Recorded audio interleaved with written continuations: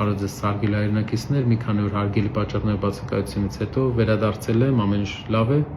եւ կուզենայի անդրադառնալ մի քանի հարցերին, որոնք առաջացել են իմ այս բացակայության շրջանում։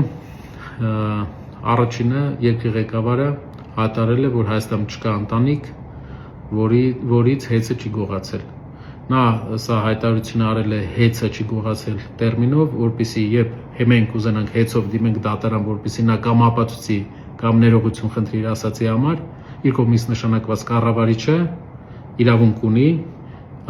այդ հայցը դատարանից հետ վերցնել եւ թույլ չտալ, որպեսզի նրան ստիպեն իր խոսքերի համար պատասխան տալ։ Բայց կուզենայի ասել, որ Հայաստանում վերջի 10 տարվա ընթացքում մասնագիտորեն պատասխանել փոխվել է 800,000 հաշվիչ, դարձել է էլեկտրոնային համակարգով, որի արդյունքում կորուստները իջել են 16%-ից 6%, տարեկան 35-ից 40 միլիոն դոլար սակագնի էկոնոմիա եղել եւ նաեւ կուզենայի ասել, որ երկրի վարչապետը 7 անգամ իրեն հաշվետվությունով ներկայացրել է այդ մասին, ինքը գիտի, բայց ոնց որ չհիշելու է տալիս, իսկ գողություն անողները ու թալանողները մեր երկրում ուրիշ մարդիկ են, իրանք են հենց թալանում մեր երկիրը, թալանում են տուգանքներով, թալանում են երկրի հասարակության վրա